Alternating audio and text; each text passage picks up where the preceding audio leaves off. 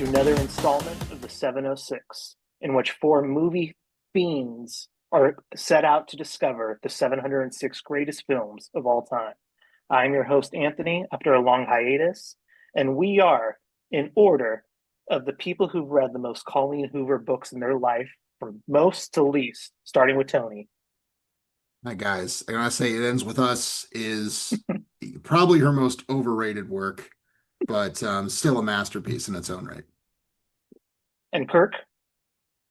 To be honest, I didn't hear the question, but I was still taken aback. We for the audience, we press record, but we kind of talked beforehand, and we were talking about Sinners, and Tony said he wanted the cast of Midsummer to be the cast for Sinners, and I said, Tony, there's kind of a little bit of an issue there with compatibility, but I don't know. He's an aesthete, so. Yeah, Look, lovely. Kirk, Thank you it's for like bringing it it's up. like that musical Hamilton. I liked it except for just one thing. There was just one thing that really bugged me about it. Yeah. So Yeah, yeah. I was glad to hear you agree with Tony, Kirk, but thank you for that introduction. And finally, Connor, Uh, introduce yourself. Hi everybody, I'm Connor, and I've heard great things. I've heard great things, but never read. Sorry. Nice. All right. So we are here today to discuss 2013's Coherence, a kind of 89-minute sci-fi kind of film that kind of flew under the radar when it came out back in 2013, that had a kind of online word of mouth going about it. And it's a film about eight friends who are kind of getting together for a dinner party when a comet kind of starts to kind of fly over a house, we'll put it that way. And in a very typical kind of sci-fi, almost generic, almost cliche sort of plot, things kind of ensue. Parallel worlds, parallel universes, parallel adventures, all sorts of zany activities, to put it mildly. But I was kind of glad that it ended up being picked by Tony, who had actually seen this movie before. Now, I wanted to do this because it's something of a gem of a kind of lower budget film. Everything I see about it says that the film was made for like $50,000. I don't know if that's an exact figure. I don't know if that includes everything. It seems to very much at times give off that quality. But does it rise above that? Does it actually have something to say about it? Was I just misled in how hyped up, how visceral it was for me? Let's hear what people have to say. Since Tony's seen it before, we'll leave him for last to hear how his second viewing went. But we'll start with Perk, if that's okay. Yeah, what a film. Really, really wild actually. If we were to rate the psychological effect, the extent to which my state of being was altered after finishing a movie that we've watched on this podcast, this would probably rank, as number one, I guess. I'm not sure. I mean, I do cry at the end of Titanic every time, so kind of leave that film with some, wistful energy. But this was, I mean, it's really, really screwed up. Definitely, it's like kind of like Inception on steroids in the sense like that Inception, it introduces a kind of very unnerving premise. There's this bending, this warping of reality and the constraints of reality and kind of the rules of the game, right, are continuously changing and we're going along for the ride. But there's this big budget aspect to it. There's a booming orchestra, right, like a score, and there's all these famous actors that you can kind of like, they're anchors, right, because you recognize them from other things.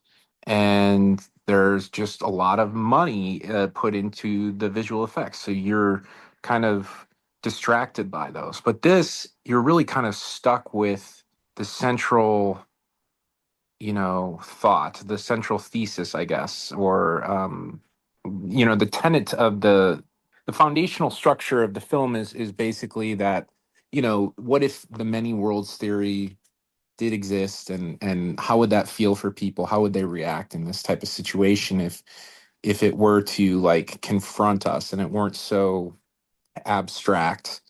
It's a pretty frightening thing to kind of think about. I think, they had to have a way to introduce it somewhat naturally. So it's like, this comet, the gravitational pull of the comet is causing what they call decoherence on Earth, where basically instead of every single outcome kind of being coupled, right? And there being a single path, like all these outcomes are distinct and they all exist simultaneously. And there's actually a word from quantum physics that I'm trying to think of. It's like something like expansion or duplication, something like that. So basically, that's happening on Earth in real time, and people are left to grapple with that. I think it's a very kind of freaky premise. It takes us as the viewer along for a ride that we don't necessarily. I would say a lot of people don't know what they're signing up for with this film.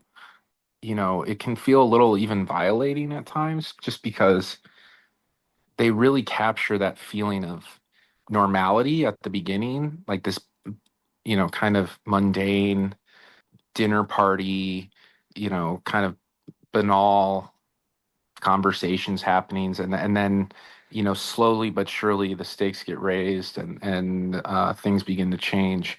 And I just think that it's streamlined design, or structure, and bare bones kind of frills, right? It doesn't really indulge itself in certain ways. I think that lends to the atmosphere that's created. I also like how, and maybe this is just me not knowing many actors, but it feels like they used, eight kind of no-name actors. I'm not really sure if I knew any of them or even recognize any of them. There's like this oafish Liv Schreiber guy, kind of look familiar. One of the guys looked like I might have seen him on like Seventh Heaven or something. I couldn't tell, but that made it feel real and not so contrived. But I feel like the plot kind of disintegrates a little bit at times, and like you kind of feel like they're like how you would say in the UK, like they're taking a piss, right? They're kind of trying to see what they can get away with the audience still like believing it all. Not in the sense of like whether or not it's feasible, but whether or not it actually tracks. There were times where I was like, that feels impossible, or is the continuity correct? And then also times where the actors are like talking about very, very mundane things, very kind of like insignificant relational things, when in reality, I feel like if I were in that situation, I would probably like be grabbing a knife or running down the street naked, or, you know, um, trying to find heroin and like, shooting it in my veins. Like I would very quickly lose touch with reality, where this movie would not function if they did that. So I guess I kind of can see that point, but overall, I'll stop, kind of wind down. It's a good movie, very unsettling. I honestly I don't feel that great still. I think the most unsettling part is when the main character, I forget her name, she kind of escapes to a different reality and she replaces herself in this alternate path. And in this alternate path, these people don't even know that all this stuff is happening. So really, it's kind of like an invasion of the body snatchers esque thing, where when you think about it, when you kind of draw it out, it's like this could happen at any point in time. Like it just feels like that was the final blow. Whereas every other timeline, they were aware of what was happening and they were kind of like interacting with each other and trying to scheme against the other versions of themselves. But this timeline, like everything was just normal, and that kind of really screwed with me. One comment, I do think if they had done the split a little bit earlier, there could have been more room for creativity. But since it's like, all these people are essentially the same, the stakes aren't very high because it's like 2 hours of their life. Like they're all fundamentally the same. Like all of the Mikes, I think, slept with that guy's wife. Like if they did it a little earlier, I think there could have been more variation in the various kind of like decision making. But overall, it accomplished what I think it set out to do. So that's my initial impression. Not very Yeah, thank coherent, of course. Nice. Thank you, Kirk. And thank you for laying the stakes of the film out, I suppose, which I didn't do, but you're right. We do have these kind of eight guests, but there is a kind of central focus, at least throughout most of the film, which is this woman named Emily, who's in a kind of sort of unhappy state in her romantic relationship, which sort of sets things up for the finale and her choice at the end, which we could get to, later on. But there's also, just to your point before I forget, or if I don't comment on it, the film cast eight kind of fairly unknown or lesser recognized people. I suppose if we're being generous, they used to be what we'd call B actors, but they may be even like C-listers. Nicholas Brandon, who's from Buffy the Vampire Slayer, and another, I think their main actor who's from like Roswell back in like the CW day or WB days. And I say this tongue in cheek because it's kind of like fun to see these people get like something to do where they're kind of front and center, but also because characters comment on things about how they're watching certain shows that these actors would be a part of in our own reality, which is also kind of a typical fun meta move on the movie's part. But anyway, I'll stop there. Connor's been smirking this whole time. What do you have to say, Connor? Well, at first, I want to get this witticism out of the way that I like that we used to think, an Anthony movie, Anthony now PhD, professor of English. We would have thought something nostalgic. We would have thought Amelie, Royal Tenenbaums, very witty, very dry, very maybe a bit sentimental at times with historical flair. But I love that the new Anthony movie is just the classic like sci-fi mind bender. Like we got Tenet, we've got this, we've got Coherence. I wonder what's next. Is it going to be Memento? Is it going to be The Matrix? I know those are not all exactly the same thing, but I just like that just through fate has aligned such that we have these kind of twisty sci-fi Cyberpunk movies. 2077, Yes, the yes. bug edition. Yeah, yeah, exactly. So I just really like that. Yeah, as for this movie, which I had never seen, first time watching, I have very similar thoughts to Kirk, I think, with just a slightly more negative like slant because I wasn't quite as gripped. I was interested, I think I was trying to predict, I watched it in a spirit of this twisty kind of film, like where are they going to go with this? How crazy is it going to get? Are we going to go, oh, another Anthony movie, obviously The Prestige, with a sort of similar plot point of self-duplication with a kind of paradoxical mind-bending like kind of you think about it and it's kind of horrifying, and if this is your first exposure to these ideas, it's very interesting, it's very stimulating, but I find in a way that's kind of like, does a movie, okay, movies are entertainment, these are things that catch our attention, are they artfully made? Okay, that's a question, but I like for movies to kind of like point to something outside of itself, to like illustrate a theme, kind of talk about something, reveal something, make a claim, that kind of thing. And I think this movie, I can't completely say that it doesn't do that. And I'll talk about, the point that I think it's trying to make, or some moments that I felt like were very true and sort of spoke to like humanity outside of just, the construct of this movie and just the suspense and are wondering about what's going to happen. Obviously, like if a movie keeps me entertained in that way, it's definitely good, but it's not going to be something that I'm like remembering and I'm returning to in my mind a lot. If it's just, sort of a self-constructed, a sort of self answering kind of mystery box. And we actually literally have a mystery box in this movie. The answer is provided pretty quickly, but I will say that, I did really admire it on the level of, the naturalism of the acting. And as I think Anthony may talk about from what I was researching, a lot of this movie is improvisational. These actors were left to improvise, given like a lot of free reign, in a way that makes a big impression on me, especially kind of bookending the movie. The kind of beginnings and end of the movie is very improvisational, such that there's weird things of just like naturalism in the dialogue. That's like something that I've never really experienced something quite like that, where I can imagine being at this dinner and making a feeble joke like, oh, those wacky fins, and people kind of half-heartedly laugh along. That kind of like sort of the way that we talk, the way that we relate in this like group setting, it was very, very good. I thought and it does sell a kind of realism, but I wonder if that realism kind of runs up against our kind of cool Twilight Zone sci-fi premise that we have at times, where I almost want it to be campy. And the moments I actually kind of enjoyed were more campy, a bit outside of the naturalistic. So anyway, these are just all things I was thinking about. But I have to give this movie, this director, a lot of props for creating something, for stripping down this movie into something that was very, very, very simple, very pure, as like an exercise. And it was a pretty successful one, though I do have to say I much prefer his other work. And yes, I'm talking about Rango, the Johnny Depp lizard western. Yeah, so thank you, Connor. You're right. There's a kind of Twilight Zone elongated fact to this, and I'm sure, and I have not looked this up, but I'm sure our director has probably talked about that in some capacity.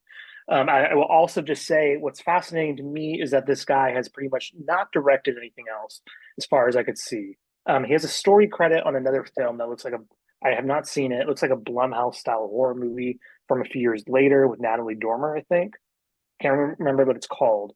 But he does also have a kind of consultant credit on the first four Pirates of the Caribbean movies and Rango, story credit. So I can only imagine he took whatever money he earned from this and pumped it into this. Whether or not it's his passion project, it seems like he kind of was willing to go the mile with it. So there's something to always respect, or there's something to always respect about that. But yeah, we could talk more about some of that naturalism or realism versus the kind of artificiality that the concept of the movie presupposes and imposes. But Tony, as the only other person who have seen this movie before, did it hold up on a second watch? What do you have to say about it? And what was your feeling that first time, if you can remember going back? That's the thing. Unfortunately, I barely remember the movie. That's not a knock on the movie. There are so many movies that I've seen that I just kind of were in one ear and out the other. And I think at the time I thought it was kind of like a cool like exercise, but I didn't like think about it all that much after I'd seen it. I would say I definitely liked it on this viewing. I would say I had a more positive feeling about it than I can remember having the initial time. As a quick aside, it looks like he did some kind of TV show called Shatterbelt, which is 4 episodes, which I've literally never heard of. It has 164 ratings on IMDb, so that may be something worth looking into. It is curious that he didn't go on to do because this seems like the exact kind of movie that would get like attention, or that would get you like more money to do kind of a bigger thing. It's odd. It's odd he hasn't done a Marvel movie. No, but like this is the exact kind of director that gets that sort of opportunity, So it is kind of curious. So I'd have to look more into that. But no, but I liked it. I liked the simplicity of it, the purity of it, as the others kind of alluded to. It definitely feels like kind of its time in a way in terms of the aesthetics. It definitely has that kind of that like mumblecore was the big thing, maybe 10 years ago, probably a little more at this point. Like when we were in college or maybe a little before, that was kind of the big movement in indie movies where it was basically like a lot of improvisation, a lot of handheld camera, this very self-consciously naturalistic kind of tone and kind of vibe, or the idea that is you're sort of in this very realistic kind of environment and characters are interacting in this very very realistic sort of way or you're just kind of there with the characters and it feels like they feel like people that you could just this kind of commitment to naturalism. This movie feels like in its first 10 minutes like we're just watching like kind of a mumblecore Sundance sort of drama before the kind of science fiction conceit is really kind of introduced.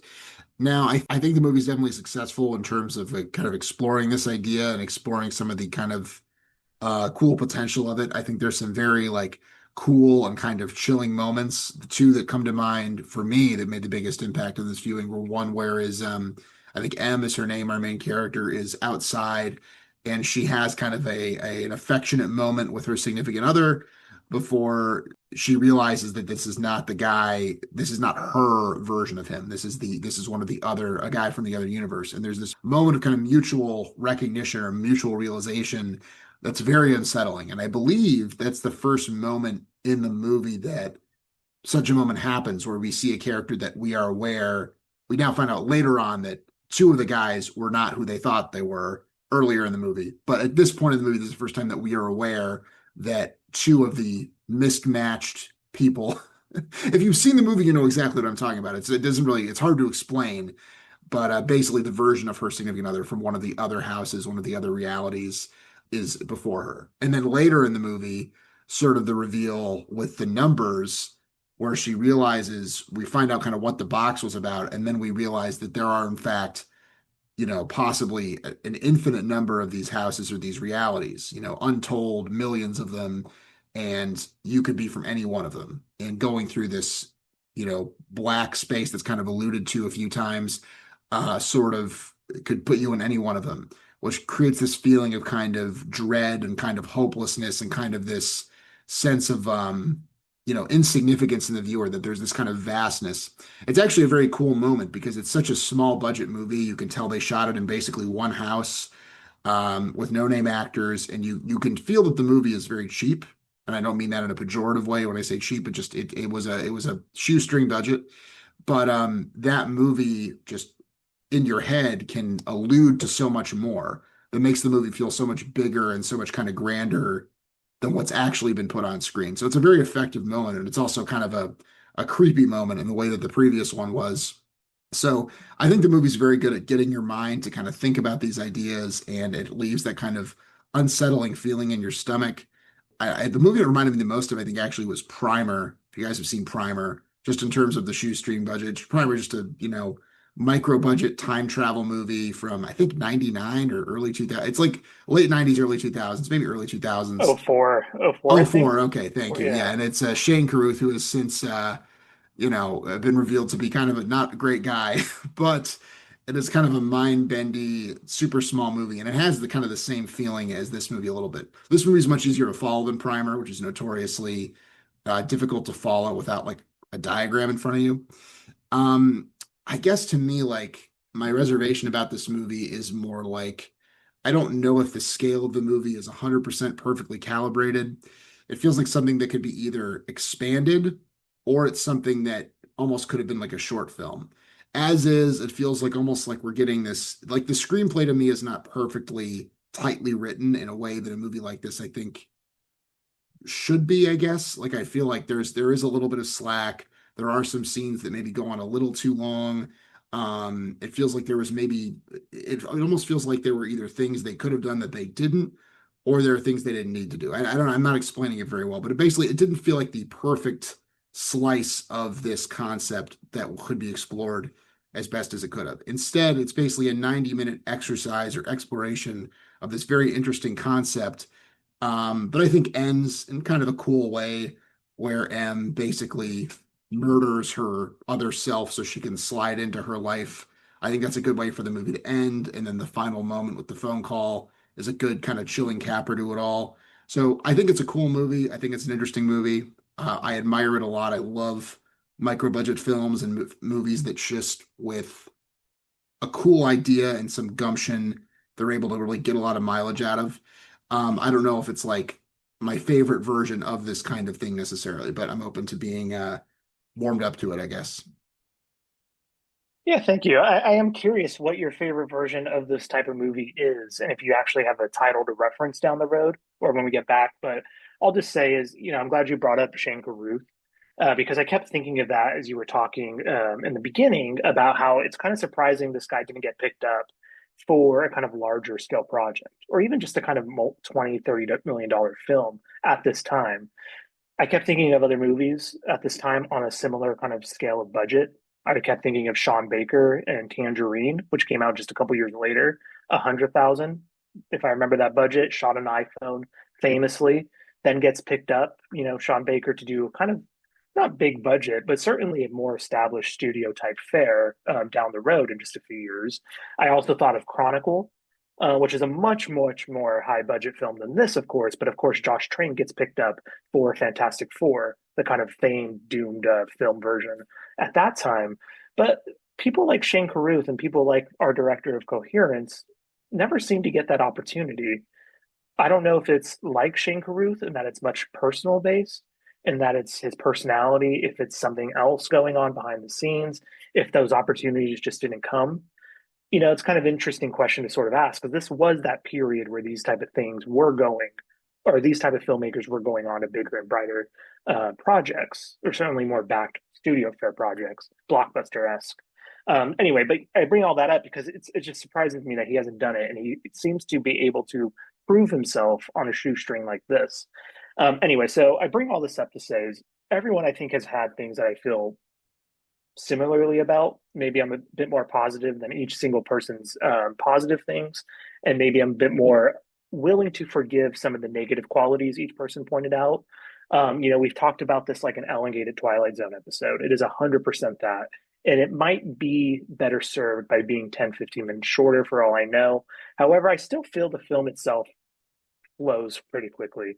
It's an 89-minute film, and I never feel like it's like, oh my God, 89 minutes has passed. It definitely feels like a quick movie for me by the time I get to the end. To borrow a term that Tony used to use all the time, it is a very visceral feeling, a very visceral sort of film for myself, which is one of the reasons I wanted to recommend it. Also, being able to kind of do something on a bit more micro budget than we've done lately, I thought was kind of interesting and kind of cool. One thing I will kind of praise and also kind of be wary of at the same time is yes, as Connor was saying, the script itself seemed to be, from what I understood from interviews, pretty much ad-libbed quite often. And many of the actors did not know who their characters were at certain moments and did not know their situation of their characters at others, creating a kind of sense of confusion for themselves when they were kind of going into the film. At times, it very much works. At times, I think it doesn't. But at the same time, even when the jargon, even when the dialogue does not feel completely enticing, it still feels a kind of cringiness I feel that is common to these kind of dinner parties, that is common to just throwing eight humans together who are just trying to get through the night, trying to figure things out. And I use this as an opportunity because everybody spoke about the kind of attempt at a kind of technical film, an attempt at a kind of an interesting sort of genre film. But I think what makes this movie work at the end of the day is its characters themselves. And I find myself very, very fascinated by this character, M, and why she chooses to do what she does at the end, which is essentially kill the person who actually belongs in the reality, the universe she finds herself in, to take her place in an effort to repair or to live out a version of this reality with her ex-boyfriend that she's wanted this whole time. And that these are all characters constantly just searching for ways to repair their lives, to repair simple mistakes that have just kind of recently happened. And they get a kind of weird opportunity to do this in the universes that present themselves to them. Of course, they also see versions of the universe in which they're much worse people and they're slightly better people, and universes that completely unfoil and disentangle who they think they are. And so, one of the things I find myself fascinated by in this movie is it most reminds me of something like Five Characters in Search of an Exit or something. These are people who are, I think, aware of their own kind of place in a film, in their own kind of place within this disintegration, this decoherence, as Kirk Lovely pointed out, only to wind up wondering, kind of casting a kind of existential question for us, a very basic one, but one that I love that sci-fi is especially able to get at. Blade Runner did it. Tenet doesn't quite do it as well, but Tenet also kind of tries to do this for us, which is simply who do we want to be in our particular universe? And how do we define our own sense of humanity when we're confronted with so much confusion and change around us? Now, this, of course, takes it to an extreme, but there's just so much, I think, for the movie that works for me personally. And there may be this kind of X factor I can't pinpoint about why I love it so much. But as I always tend to do, or as I want to do, I'd much rather kind of spin this back to see how we feel about some of these situations. If we still feel negative about other things, or if anyone's comments resonated with someone else's. Tony, what other version of these movies do you prefer? Or do you want to expand on your kind of criticism or respond Yeah, to no, anything? you kind of caught me here. I don't have like a good, like I think of like something like Following by Christopher Nolan or Pi by Darren Aronofsky or like kind of other things I think of when I watch this movie. Obviously, Primer I also mentioned, and I like all those movies. I don't want to say one is like clearly better than this one. I guess I just all I meant was, and you kind of got to it with the idea of it being an elongated Twilight Zone episode. I feel like it, like to me, like there was either the movie felt either kind of either too long or too short. The length to me almost felt like arbitrary. Although I agree with you that I was never bored exactly. I was invested from beginning to end. I wasn't checking my watch or anything like that. It just felt more like there were maybe instances where it didn't feel like each incident, like in terms of like the screenwriting, each scene was necessarily building directly off the last one and propelling you into the next one. It's more just the general feeling of kind of intrigue and wanting to know where it's going. There might be a side scene with these two characters talking, or a side scene with these two characters talking. And it's not that any of the scenes are bad per se. That was more my general criticism, but admittedly kind of a maybe a weaker criticism or kind of a softer criticism. But I think that what you're getting at is what the strength of the movie is as far as the appeal of the movie is it gets you thinking about these ideas. When I see anything like this, because like it's funny because this movie almost feels like when it came out 2014, Hmm. it almost feels like ahead of its time in a way because the multiverse thing has become such like a trope.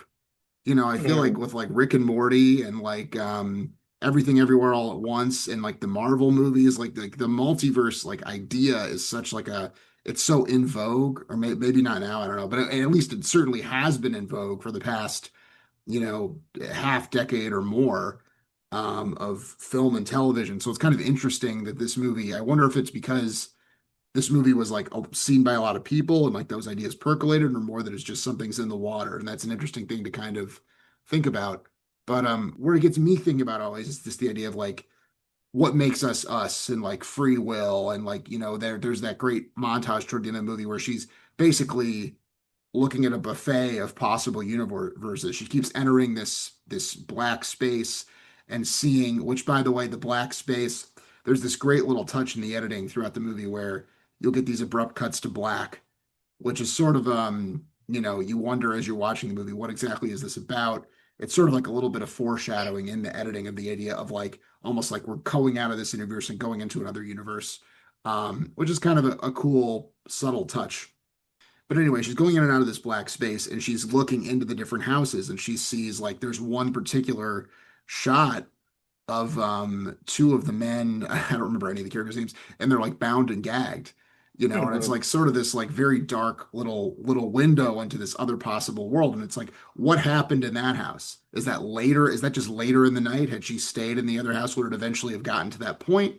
Or were the other guys a little bit drunker? And it's like, what is the difference? In like one of the first things when they first start to kind of piece together what's going on, and they say, well, so and so is taking a nap in this house and she's not in this house. Okay, but why?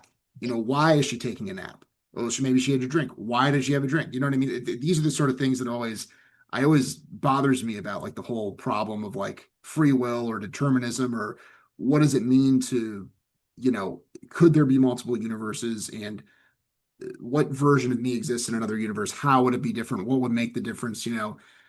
I think that's a very interesting kind of concept, and I think that's kind of the, at least for me, that's the appeal of these movies or these stories, is it gets you kind of asking those questions, or what does it even mean to be you? Could you be a different Hmm. version of you? Or even it gets back to if someone does like a bad thing, or if you put it in the like criminal justice context, for example, someone commits a crime, right? And we societally we shame them for committing the crime. It's like, okay, what made them commit the crime? Why did this person commit the crime and this person not? What version of the world would have to exist for them to not do it? You know what I mean? It's sort of like maybe I'm getting a little bit far afield of the movie itself. But these are the things that this kind of story makes me like think about. Like, and I guess it is apropos because again, that scene of them being bound and gagged, and the one guy is trying to discuss this frequently. I'm going to go over and kill them. I'm going to go over and kill them, which seems like an insane escalation and an obvious bad idea. But again, if we're in this situation, who knows how we're going to react because it's such an insane hypothetical.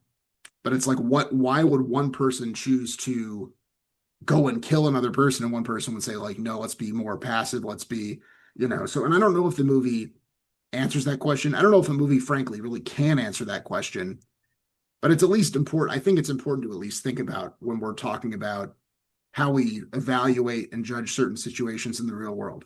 I don't know. Maybe I'm going way far afield here, but that's where my mind goes with some of those concepts. Here's what I'll say. I think it's eh, like this whole, you guys talking it up has kind of ironically made me sour a little bit on certain elements of it because, okay, of the total extent, the totality of our lives, and say, we're living our whole lives, and you just found out that there was a split an hour ago, and you're talking with your wife or you're talking with your girlfriend, and you realize, oh wow, I'm actually in the other reality.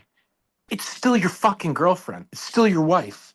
What has changed so much in an hour? She's fundamentally, chemically, existentially, biologically, spiritually, philosophically the exact same as an hour ago. She's not a different person for all intents and purposes. So I think it's like the split was not early enough for me to give a shit. For her, like, why is this matter of whether or not she goes to Vietnam, which is like this apparently life altering watershed moment where she's up in the Lee Harvey Oswald, up in the book depository, and she's about to shoot JFK. Like this is determines the entire trajectory of her life, whether or not she goes to Vietnam with her boyfriend, well, on a work trip.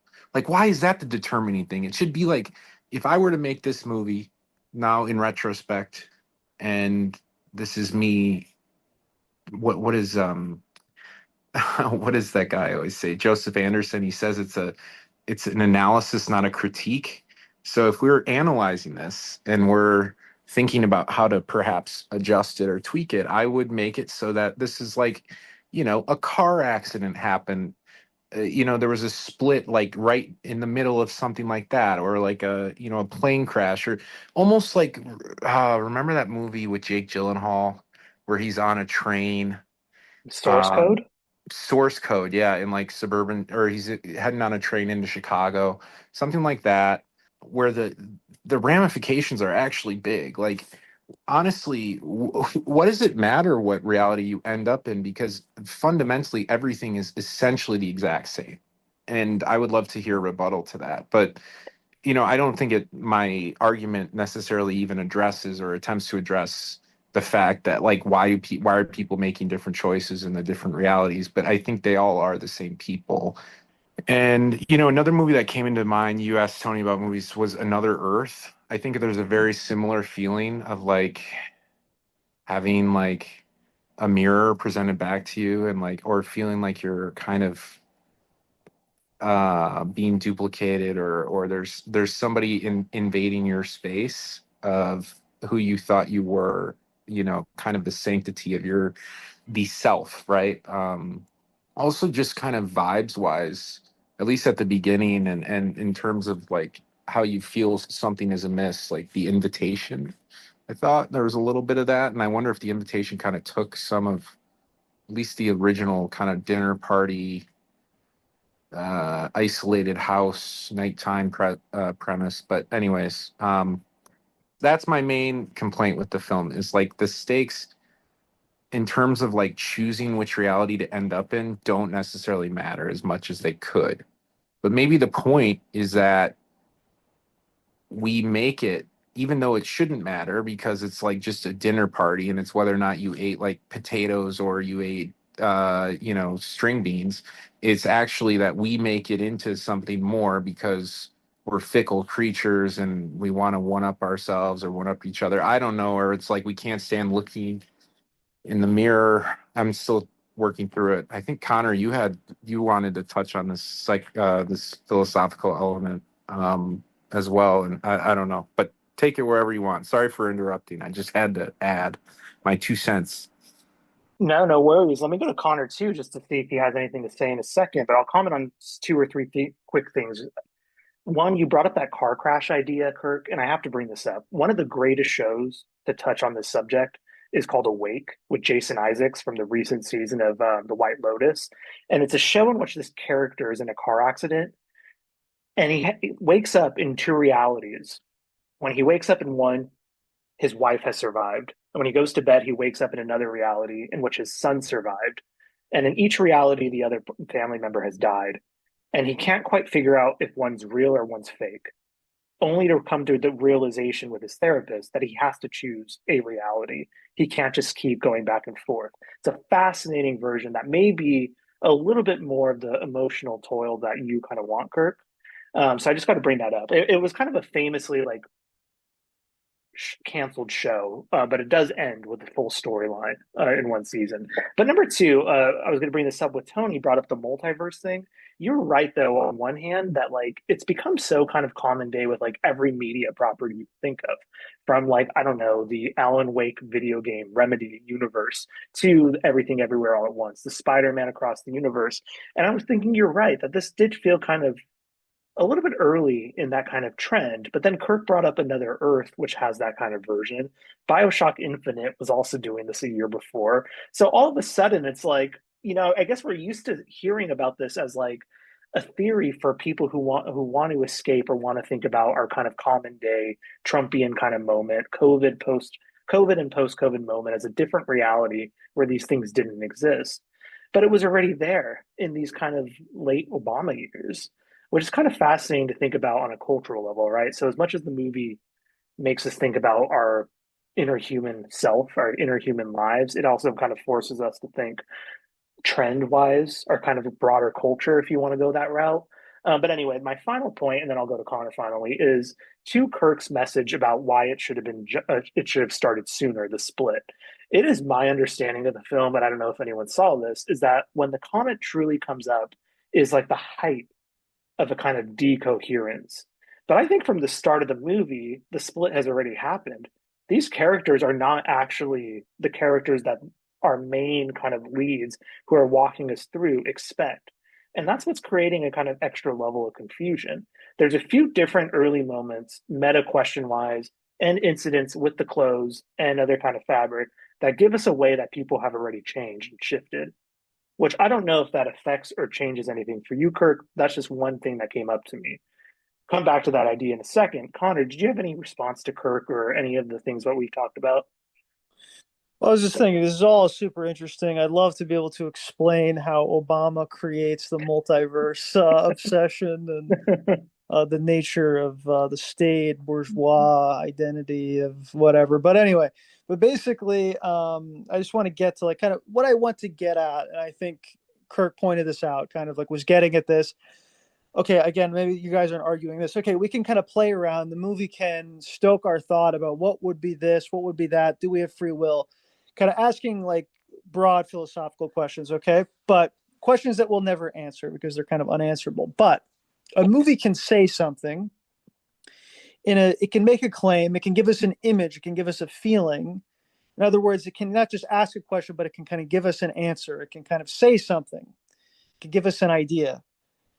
And, I think the movie has two kind of interesting ideas or moments or images that I find really fascinating. So first one is, as Kirk was pointing out, the moment of Mike kind of going, and this would be totally like a campy Twilight Zone, a very predictable twist of like, they're going to kill us, and why? Or does he assume that the people in the other house are going to kill them? Well, because I would want to do that, right? So there's a kind of paradox of like when you have a bad intention, right?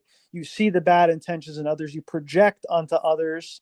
In this case, literally the idea being that we're kind of all the same. And this is kind of applicable to real human psychology. Of course, the psychology of like war as well. And like how conflict starts, right? With this kind of security dilemma of we have to attack first. So that's something kind of interesting. It's a good point to be made. In the images, it kind of defamiliarizes us with showing this idea of like literally if it was even us, our exact copy of us in another universe, we would still be sort of suspicious and have this instinct to actually attack first. And that's, okay, flawed human nature that we need to be aware of. Obviously, it's the character of Mike in particular, but, what have you. But basically, the other image, and I think to me, like the thing that really sells this movie, that really made me kind of, this is my emotional anchor for the movie, is this idea that just kind of, there's all this bullshit happening in this house. Everyone's arguing. There's all this kind of bullshit. There's all this conflict. There's all this emotional stuff that's happening that's not even necessarily directly related to the issue of this, cosmic event. And she just kind of slips out without telling anyone, goes into the darkness and kind of shops for different realities. And there's something kind of funny to me about seeing Mike, in this other movie scenario where there's two Mikes and they're fighting. Like, I thought there was something kind of fun about that. Obviously, she's shopping around for realities, and finally she finds the reality where she's not arguing with her boyfriend. There's no issues here, her husband, whatever it is. everything seems calm, and there's this deep envy of just like, if only I could just escape this reality that I'm in right now and get back to that other reality of myself, and like I don't know, there's to me there's something like very beautiful about that poignant that like there are moments when like, you're having like a conflict with your partner or your family where you're like, I would go to an alternate universe and kill myself and take their place just to escape this like really annoying situation where I feel bad, and there's something kind of like beautiful about that, campy but kind of touching to me about that M will kill her alternate universe self just so she can get back to a place where she's not fighting with her boyfriend and none of this stuff happened with the ex and stuff like that. So yeah, so I really like that aspect. But I honestly think like in terms of pure plot, it's not set up very well because like, it's not necessarily the case that the boyfriend wouldn't have brought up the ex in the dinner table conversation, because the dinner table conversation happened in both realities. In the reality that she kills M in, the reality where she kills her alternate universe self, in that reality, the lights never went out. So it's kind of like the movie doesn't seem to be very principled about what constitutes a different reality and where it breaks. Maybe you're right, Anthony, that it's just the split is much earlier. So it gets a little bit muddled, and as with the other image too, it gets a little bit muddled because it's kind of like, there's all kinds of ways we could interpret her act to simply leave and go to the other dimension. But anyway, those are things that I find kind of compelling about the movie. But I realize that it's not the same thing that probably most people are getting out of the movie, which is this kind of thought provoking scenario, without necessarily showing you what must happen in the scenario, but just the scenario itself is enough to keep you thinking. Yeah, no, it's interesting. I'm looking at the time so we can move to votes, but I'll just add that you're right. I mean, there is something kind of earnest about, and to use your term, beautiful, about her willingness to embrace this kind of reality where the problems don't seem to exist. At the same time, I mean, let's give what's literally happening on the movie's surface, which is it's tied to this extreme act of horror, right? So of course, beauty and horror intertwining in this kind of scenario, right? And so maybe the film also seems to suggest is whatever free will we have, there's a kind of underlying layer just beneath the surface of complete and utter horror in every person, that we're all just ready to break out and exact actions to achieve whatever selfish desires we want or have. Maybe that's just taking it very far. I will say I agree with you, Connor, though, if I got this right, is if we were to sit down and really plot out the logic of this movie, I do not think it would add up. I do not think it's Shane Carruth drawing and diagramming everything out in Primer, for instance, the other time travel or multiple world scenario, whatever you want to call it. But anyway, so let's switch this back. Let's switch up the order from how I originally did it, and let's start with Tony. Final thoughts and a vote. Yeah, I think that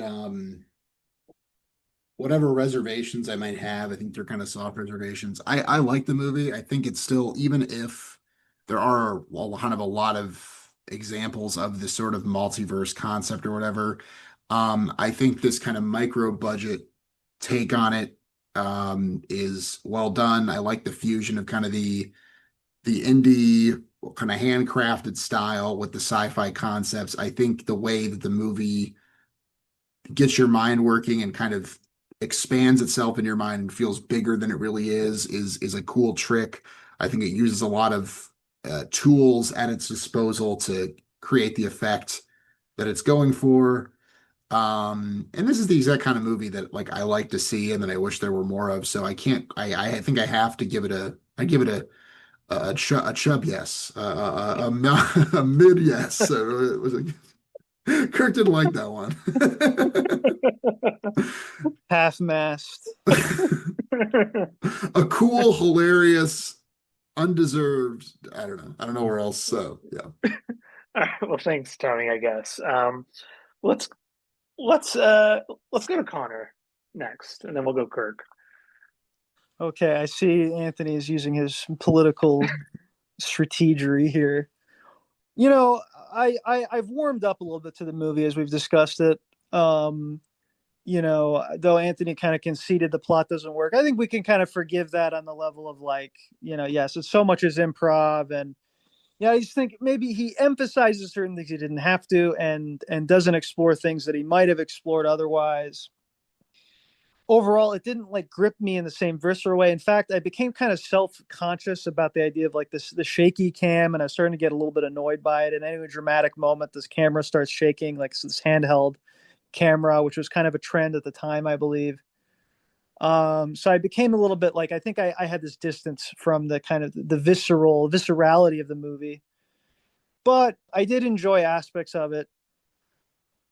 I'm gonna give it a very, very, very, very soft no. Okay, not a strong no, just a very, very soft no. But I'm almost on the edge, so we'll see how Kirk breaks down, because I definitely want Kirk to have the last say here. Yeah, So the I'm glad, question, Connor. Yeah, I feel like Kirk never gets a chance to vote. So sorry, Kirk, go for it. well, the question is, which Kirk is this? Is this the Kirk that slept on his left side last night as opposed to his right, and therefore decided to get a coffee at 9:28, which led to him going down to the local playground at 10:30 as opposed to 10:45? No, it's tough. I appreciate the movie. I think I have to vote yes for it because of how much it affected me, because 706 is a very large number. If we were doing 106, obviously it wouldn't have a chance. If we were, well, that goes without saying. If we were doing the 506, probably wouldn't have a chance. But 706, I'll let it slide.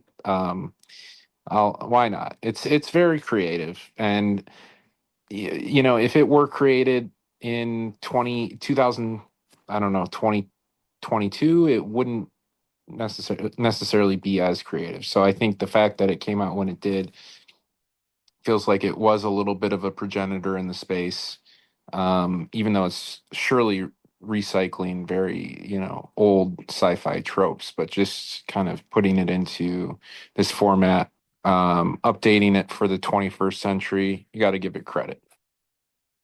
Very surprised. I it could have gone either way. Usually when Kirk starts hot, it turns sour. But I got to say, Kirk, I think 706 is a lot smaller of a number than you may think when we consider that we could do things from all over the world. But I'm glad this got in. Thank you, Kirk. Give a celebratory cheer noise and then move on to the segment sponsored by Ray's Deli and their special number two, the Calamunsi Cooper Johnson rule, in which these three nominate a film, and I pick which we'll watch next time on the 706. And when each person names a film, they claim a decade, and the next person after them cannot use a film from that decade. I don't remember who went least recent. I want to say it's Connor, but I could be wrong. Yeah. Okay. So Connor decides the order. Okay, I'm gonna go second this time. The middle is best. Who's going first? Sorry, I forgot about that part. Just since you asked, Kirk, why don't you go first? And Tony goes last. Okay. Fair enough. Fair play.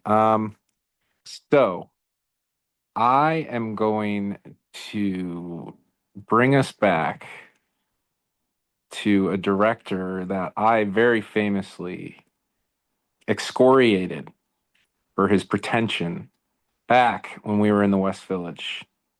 I'm going to give him a second shot. I'm going to give him a chance to redeem himself in my eyes and in the eyes of society. And that the person in question is Michael Haneke. And the movie I'm referring to is The Piano Teacher. It's 2001. I'm not sure if Isabel, wait, no, Isabel Huppert, Annie Girardot, Benoit Magimel.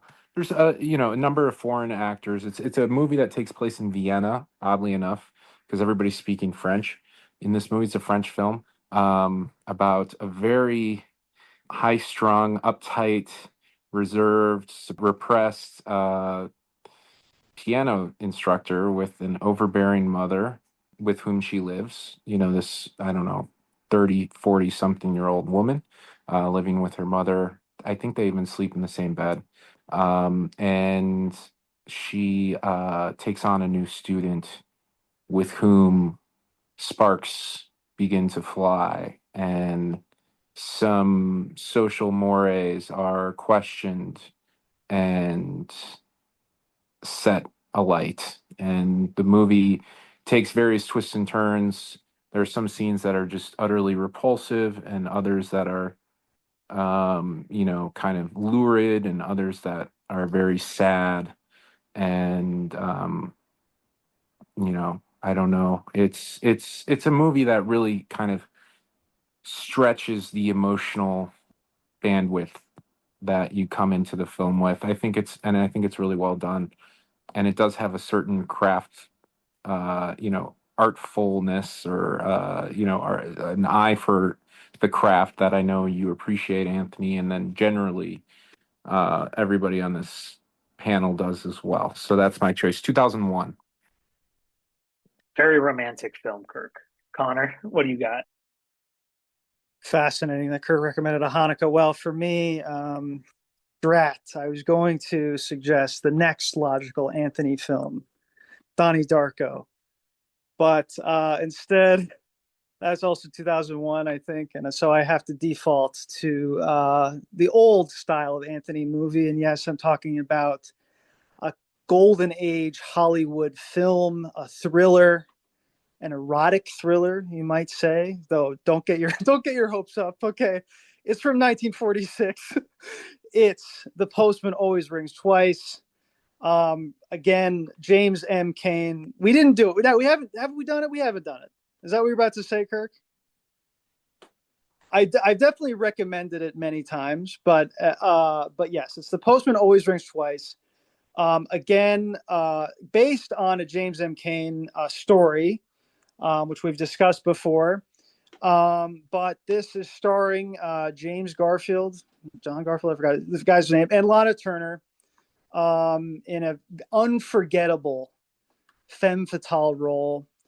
And I think it's definitely going to speak to you guys. I want to get the old school Hollywood stuff, just any kind of old stuff represented on this podcast. I feel like it's my job at this point with you guys. So I'd love for you guys to see it and to discuss with me. I don't think it's unimpeachable, but I think you're going to be surprised by how fresh this movie feels in today's day and age. Nice. And Tony? All right. Kirk took my decade.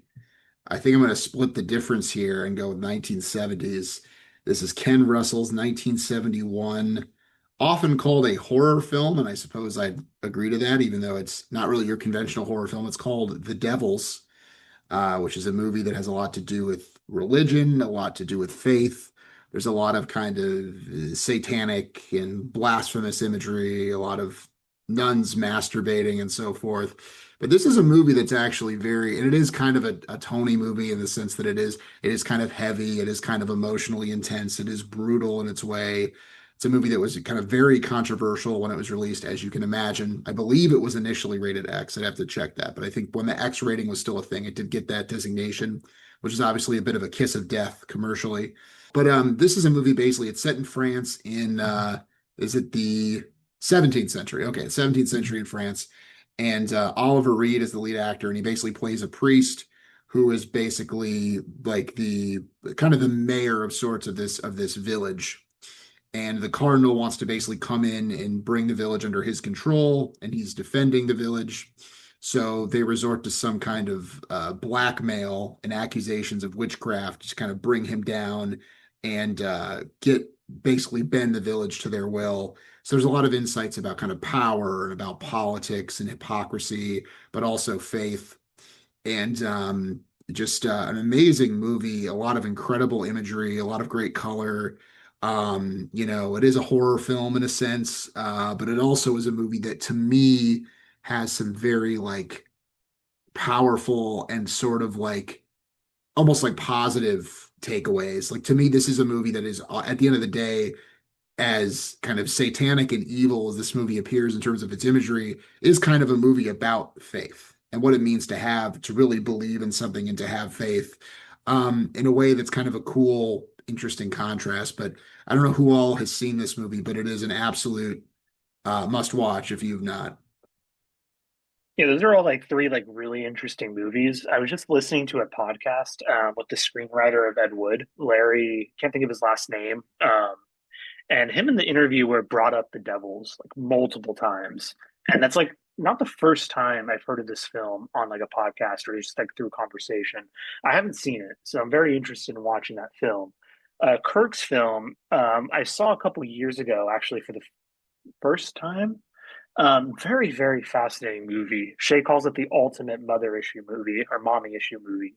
Very, very interesting. And Connor is pulling on my teacher strings because I taught The Postman Always Rings Twice, book and movie, in the fall of my very first semester here at this university.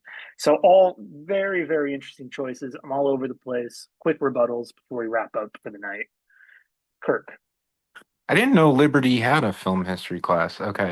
No, so geez, you know, Connor's movie, we like the old stuff, right?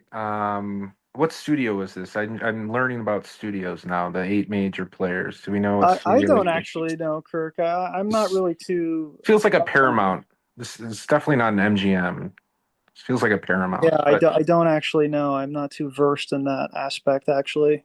anyways, suffice it to say, I am kind of developing fostering my appreciation. I did just watch. It's MGM, really. I did just watch recently. LA Plays Itself, so I just really love. And I was just out there actually a couple months ago. Went to the Academy Museum.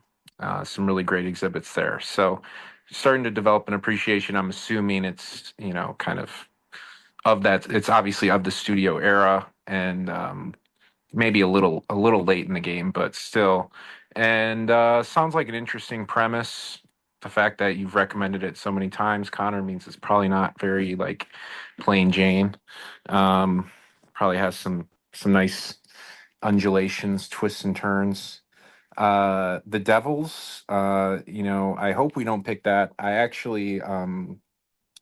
had convinced, I had made a call.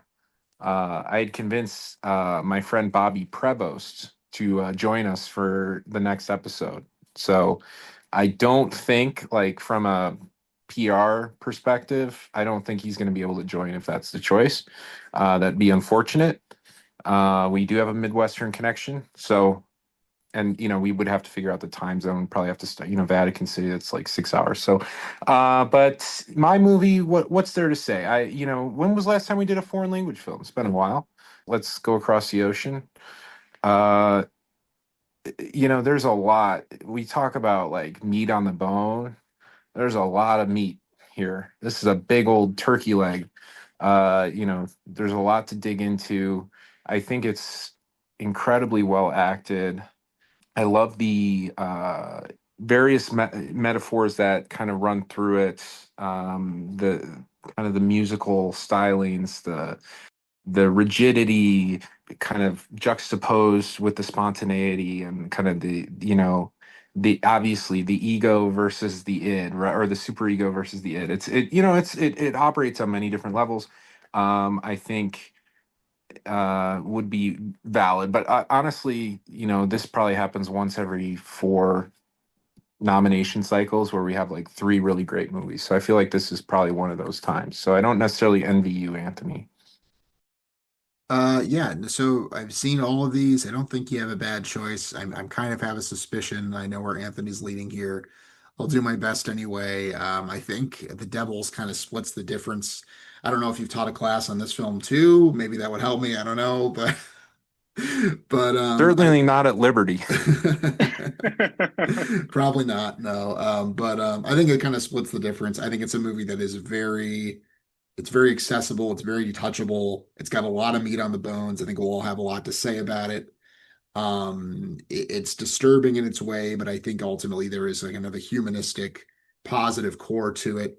I think it's a little bit of a breath of fresh air from some of the stuff we've been doing recently, but I can't really knock either of the other two. I'd be down to watch any of this.